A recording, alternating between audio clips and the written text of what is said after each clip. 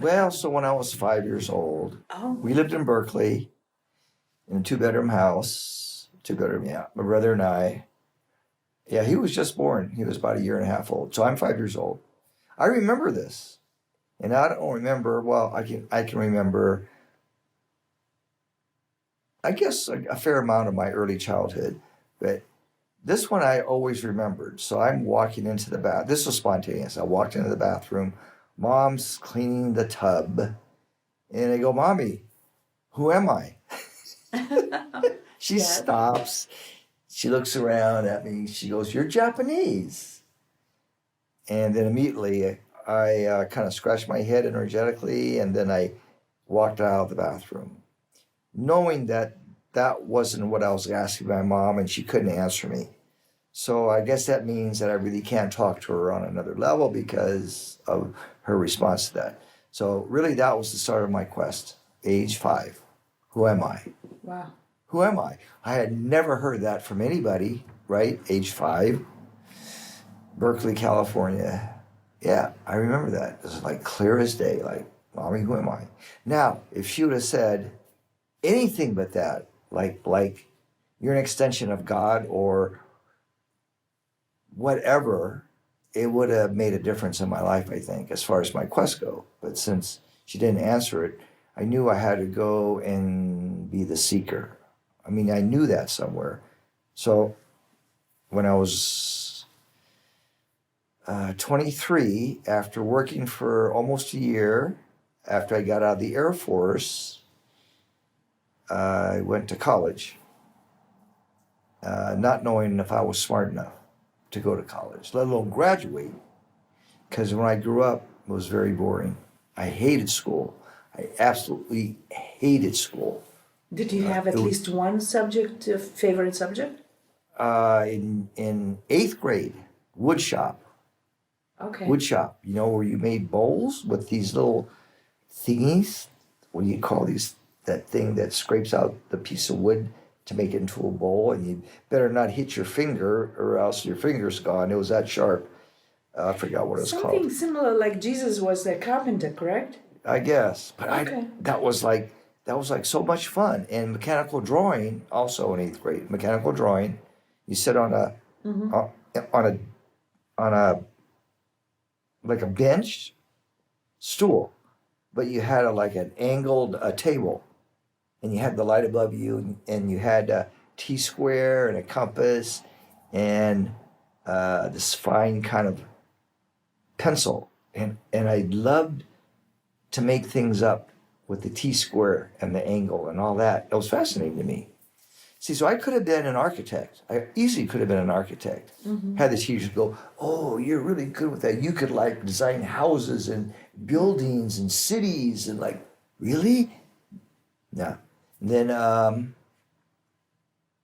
biology in high school, and everything else was boring. Every other class was boring. So I was stupid. I mean, I was a cut up. I was a class clown, let's put it that way. Really? I made people laugh. Yeah. All through school. And the teacher hated it. Hated it. I'm supposed to study. Quit cutting jokes. I mean, I was always talking. So I always would start out the school year in the very last chair in the middle row so the teacher couldn't see me. And then within 2 weeks, I'm up there, front seat in the middle row, right in front of the teacher's desk. Always got caught. And so when you get caught, then you get reassigned your chair, right? Yes. Yeah. So I went from the back of the room to the front of the room. Now I couldn't be funny then. Yeah, it's like, it was hard. Every year, same thing happened. But, Did you like physics? oh no, I was really stupid in math, physics, anatomy, any of the hard sciences. I had no interest. I was more of the artistic kind, and yeah, but they didn't teach that.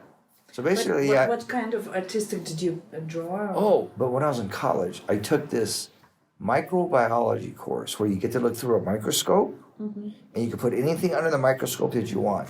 So I would get things like leaves, things from nature. I would get stuff and look at it to the microscope. And it was fascinating. See, now they call it electron microscope, where you can adjust it to like look at subatomic particles. See, that's fascinating to me. That stuff is like, whoa. So that inspired me to draw what I saw under the microscope. So for that class, my project was drawing. I mean, I did drawings of what I saw through the microscope. And that was fun. But I only did it for like a half year. I got interested, and then I had to then I got into other stuff. But so my journey really has been a very slow awakening process, where it's like kind of like that throughout the decades, where I just get unlayered, and the more that I know how to surrender and stay open to receive, the easier it is. But I had a hard time for the first, up until about really 10 years ago, I think. Life was still hard. Struggling with not enough money. My whole life, not enough money.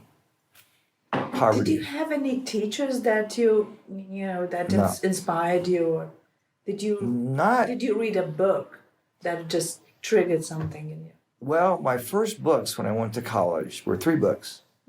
Alan Watts' book it was something called like the book. It was called The Book on the Taboo of Knowing Yourself.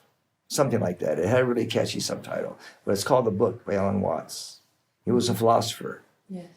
Ram Dass's Be Here Now. And Siddhartha by Hermann Hesse. It was a story of Buddha's life. Those 3 books. Yes.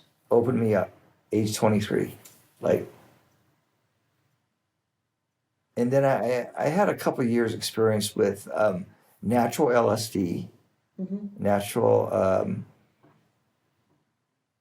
psilocybin, mescaline. These were all free, by the way, at that time. Those kind of psychedelic substances I took.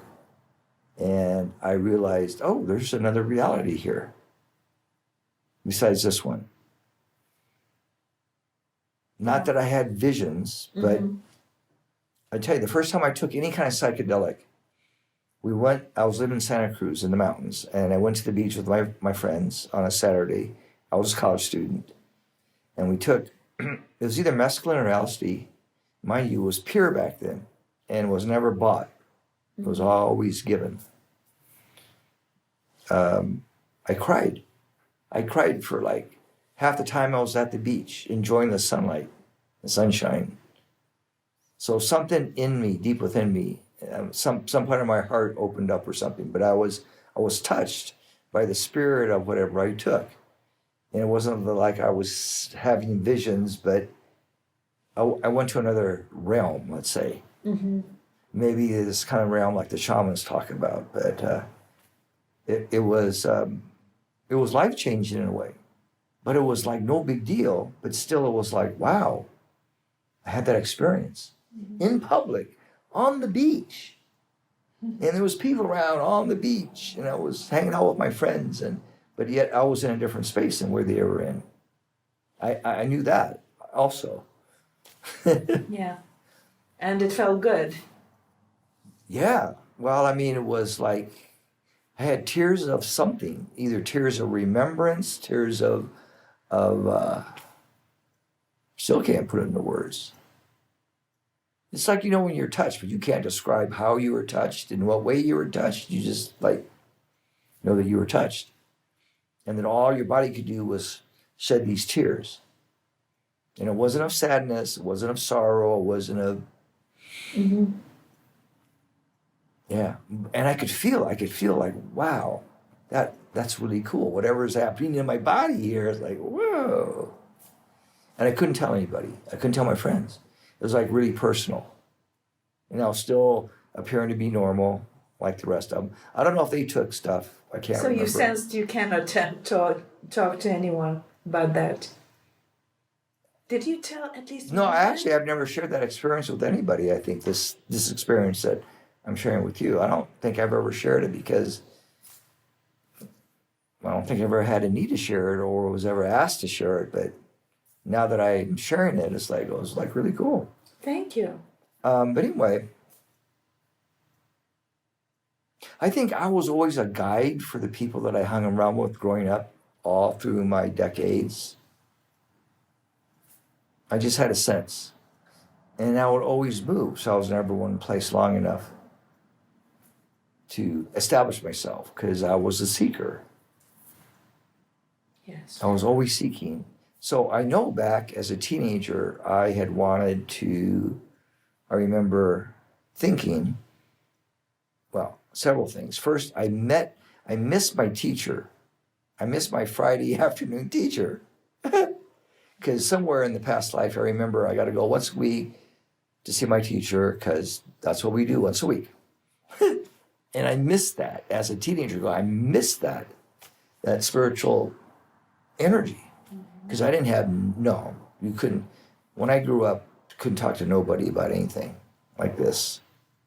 Because there wasn't anybody around when I was growing up. It's not like it is now. There was nobody. There was none of this consciousness stuff. There was like the closest thing when I was 18 that I could have studied was traditional psychology. That was the closest. And boy, was it Freudian. It was like, no way, man. It's like, I don't even want to think about going and getting a degree in that. Because that's like, I went to college wanting to create a special degree in healing when I was 23, 24. But I couldn't find anybody at the University of Santa Cruz. What kind of healing? Energy healing or something Stuff else? that I do now. I was wanting to get a degree in that back then when I was 23. Wow. But nobody was teaching it. And of course, but that's what I wanted to study. So if somebody like from today teleported back then, 1973, I would have been okay. But there was nothing. Again, it was religious studies or psychology, and that was it. It's like, whoa, I can't get a degree in that. I had to create my own degree, but I couldn't find 3 sponsors to sponsor a project. But I couldn't have studied with anyone because there was nobody around. So I go, oh, well, okay, drop out of college for now. But were your parents religious or not? They were Methodist, but they were traditional. They were very nice. They were very loving people, but they weren't metaphysical. Did they ask you to go to the church with them? Oh, the minister constantly tried to convert me. Try to tell me that what I was doing was of the devil and all that. Yeah. Oh, so they knew. Get away. Well, I looked like a hippie in a way. Okay. Not with super long hair, but long hair enough to where, oh, this guy's not normal. He doesn't go to church. So what did your parents say? Oh, they never liked me being that. They never agreed with it. But they tolerated it. They tolerated it. Yeah. But still, you chose education, correct? To study. Yeah, because that's what I thought I was going to do my work in. And I think I was a little bit either misguided or I interpreted the reading of how to get my master or what I was going to get my master's degree in. I might have interpreted it incorrectly, but I should have got it in psychology, but I got it in education, thinking I was going to teach, but I knew I couldn't teach in the school system. I mean, can you imagine me, the rebel, trying to teach these kids about how to be free? What? Yeah, get this guy out of here. Yeah, I mean, I knew I couldn't do it. I knew I'd get fired. But you got even master's degree in education. I did, and I could have subbed when I was in Washington. I could have subbed, but that's like getting a phone call at 5 o'clock in the morning, going, "Hey, would you?" No, thank you. I got that a lot because I put myself on the sub list. I could have, and then I go, well, maybe I could have. I needed the money, but my heart wasn't in it because I knew I would get fired. Yeah. The kids would love me, and the parents would misunderstand me, and therefore the school system would fire me. I figured it all out in my head. So if you could change the school system, at least something, in today's American school, what would you do? At least. Well, the closest thing in education in this country, well, in Australia, there's a book written by this Australian called Summerhill, and I read it when I was getting my master's degree. And it's about Australia, I do believe. It's about Australia and how this man created his school and what he taught. And I related it so much that I told my professors about this book because I was like so excited about it. But it was basically, it's called Summerhill, and probably get it at the library. It talks about how to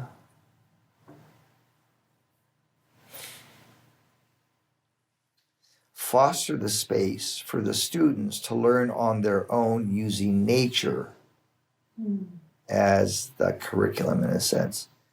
I mean, theoretically, it made so much sense. It was like perfect. I was like, I could have written this book. And I got an A on that report because I really got into it. I thought, man, this guy's like he really knows what he's talking about. So the closest thing in America would be Waldorf education. That's the closest something comes to the spiritual approach for kids, teachings. And they emphasize art, dance, the creativity of the child, basically. They don't teach a lot of academics until they're older, which makes so much sense. Yes. You can't teach math to a 7-year-old. Brain's not wired yet to do that. See, so I'm of the philosophy that you get kids out in nature and you let nature teach them until they're a little bit older, like 12, 13. And then where they can start to develop their logic and common sense and all that. So when kids are young, you don't force them to learn anything. Their brains are still being molded. I found some book on my shelf. It's Alice Bailey. It's a channel book. Yeah. Education in the New Age. I remember that. Did you? Yeah. Did I you read all of her explore it? books. I read all of her books. You did? At one point, yeah. I just wonder if it's worth exploring it. Well, it's old energy, but some things are still relevant. But I think those books, well, certain things are relevant and other things are not because they were written in 1920s, 1930s. But you'd have to like pick and choose in a sense. And it's very esoteric. Her books are very esoteric. So not everybody can understand it. Yeah, it's quite difficult to read, of course. If you could understand esoteric psychology and esoteric healing, wow, that's something. Because I couldn't even understand it. And I read it. Yeah, but there's certain things that make perfect sense. Getting back, okay, to my backstory. So I never had well, maybe I have. I was told I had 2 God experiences when I was 2 and 4, but I don't remember. I had a near accident when I was 7 and 20. I had polio when I was 5. I had scurvy when I was 3. So actually I should have died at least 3 times in this life, physically. I could have or should have, but I didn't die. I used to have a vision nightmare for like 6 straight years, I think, where I think I actually was right at the threshold of either enlightenment or dying. Don't know which one. But I came back each time. And I didn't tell my parents. I didn't tell anybody for like 30 years. Your parents don't know. I never told my parents because I knew they wouldn't understand. But I always had a high fever. So I stayed home from school. like high fever, like 104.5. It would just come over me, the fever. I would just get sick. But I thought, oh, I don't have to go to school. Yay. But it was a weekend, so it actually didn't matter. But I'd have the same vision every time. And it was a vision of if I like let go and surrender into this vortex, I'm going to die and explode into a million pieces and become the universe. That's what I thought. And as a little kid, well, as a like 12-year-old, 11-year-old, I was really scared in the vision, in the dream. I was scared, and I would always scream out to God, "Please, God, don't let me die," like screaming it out there. And then I would wake up in my body, shaking, like really shaking, and perspiration just pouring down my face. And my mom looking at me like wondering, is my kid gonna die? I mean, she didn't know, she had no clue. But I'm sure she could sense I was shaking, like, like, whoo. It happened the same way every year for about 6 years, exactly the same, which was weird because I would think, how can this be? How can I have the same vision nightmare exactly the same? I'm going to wake up exactly the same time, calling out to God, shivering the same way as before, fever and everything. And it replayed yearly, once a year, for 3 days. I was in this in bed with the high fever. And then I remember going to school. We had to walk to school, high school. Well, let me see. It must have been in high school because I don't remember walking in junior high. So it must have been at least when I was 15. But it seemed like it happened 6 times. But anyway. And do you know what it meant? I mean, do you know what it means now when you look back into that? That's What's the meaning of the dream? Well, it wasn't so much mean, but I had a chance way back then to like totally surrender into everything.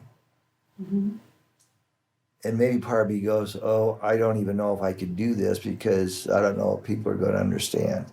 Because I felt that way when I was a little kid, having the God experiences, and that's why I shut down, because I'm thinking, if I'm fully awake and the light's pouring through me, are my parents going to understand this? Is the church is definitely not going to understand this. Is the school system going to relate to this? I don't even know if I can go to school in this state. I think that's what was going through in the back of my consciousness, and that's why I shut down and became normal. And I still had a hard time just being normal with my parents. So I sort of played it out. Well, if I surrendered and totally let go into this vortex, yeah, that personal part of me would like be obliterated, and I would have become the universe. And becoming the universe at that age scared me, because I go, yeah, I would still have my consciousness, but I would be everything. I would be the stars. I would be everything out there in the universe, in the sky. Maybe I didn't know if I could handle that part. I mean, that was like, man. But when I would walk to school, I felt, it just happened every time, I felt like I was floating to school, that I wasn't walking on the sidewalk, that I was above it, like about this high, and I was just floating. And that the inside of my body was totally clear and empty, which was a great feeling. Like no food, no nothing. It was like totally empty. It felt great. In fact, I didn't want to eat. I mean, that's how good it felt, right? Yeah. I didn't want to get densified. Yeah, my body felt really light. And that happened for about 2 weeks. And then it would wear off. So when do you start healing? Yeah. Oh. Playing with energy and... Probably when I was 23, first year in college. And I studied philosophy mostly. That really intrigued me. Philosophy, like the theory of knowledge, Asian history, studying all of the great thinkers in Western philosophy, like everything from Plato and Aristotle on up. I had actually two teachers in college that I think understood me. At least I felt they saw who I was and what I was trying to become, or what I was trying to create in my life. And one was an Asian history teacher, and the other one was the philosophy teacher. And I used to love going for office visit and just hanging out with them. And of course, I would share what's going on. And I liked that. That was the part that saved me going to college. Otherwise, I didn't have really anybody to relate to. No girlfriends. I mean, I always knew tons of people, but close friends, always just a handful. And then I'd move, and so then we'd lose connection. That was it. Then I used to move a lot because I was the seeker. I was like, oh, so 16, I want to know how Jesus healed. I mean, I knew that. And I knew I didn't get in church, that's for sure. And church was boring. But Grandma, she taught me actually, but she didn't speak English, but she was like my mentor. So thank God for her. She was my dad's mom. I used to go see Grandma once a week for church. Yes. I hated church, but we get to go see Grandma. So that's cool. Get to eat Grandma's breakfast and Grandma's lunch. Excellent, excellent cook. Made the best pancakes ever that I've ever tasted in my whole life. So my search was for a long time. Yeah, I've studied with healers and teachers, but I never attached myself to someone that was like a guru disciple thing. I never did that thing. Oh, there is some books that I've studied that have helped me. Course in Miracles helped me through my divorce. Emotionally, it was the only support system I had. So I read it, all 3 books. Your divorce? Yeah, I was briefly married, so I had to get a divorce Okay. when I was 33. But that was the one thing that helped me through that. I could actually feel his presence reading the book, which would actually knock me out. It would knock me out. So I pass out reading the Course in Miracles in my bed. But it happened every time. Yeah. And actually, I'm reading a follow-up to that by a different receiver. It's called A Course of Love. Oh, okay. Yeah, and actually I'm going to be teaching that. I'm inspired to teach some of the wisdom from that book in my next retreat. He does talk about his life in just bits and pieces in that book. But doesn't go into great detail. But this is very different than the Course in Miracles. So basically he's teaching people how to be in union, basically. How to be in union in Christ consciousness. So he actually talks about Christ consciousness. So there's really only one goal in that book, but it's like it'll take you 670 pages, hardback edition, to go through everything.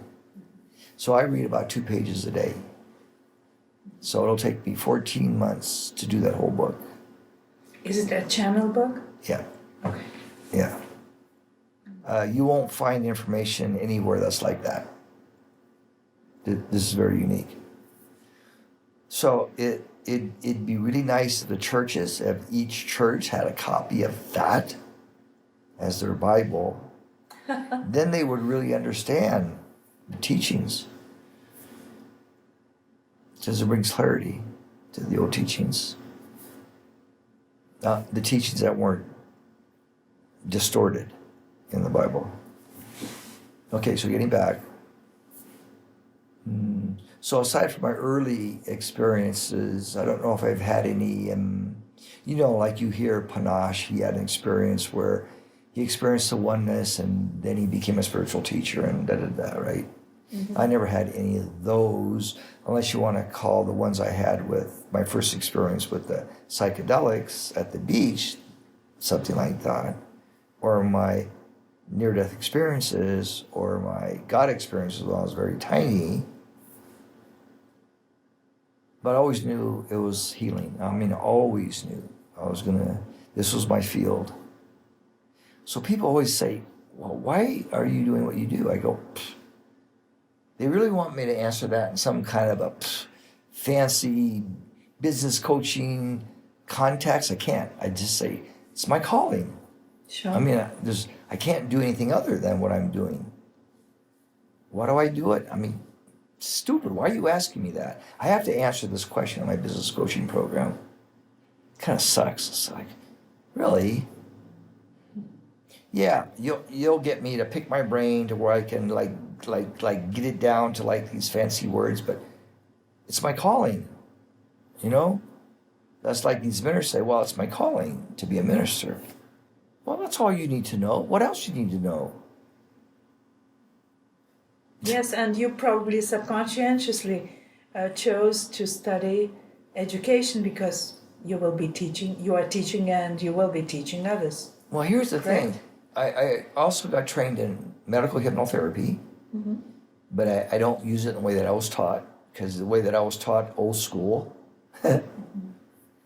But I got the degree for credibility, you know, academic credibility in Washington State. Mm-hmm. So Arizona, we don't have that requirement.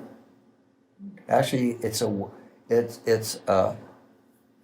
do you call it? I think it's like California. Although you got to be kind of careful. But right to work state. Arizona's a right to work state.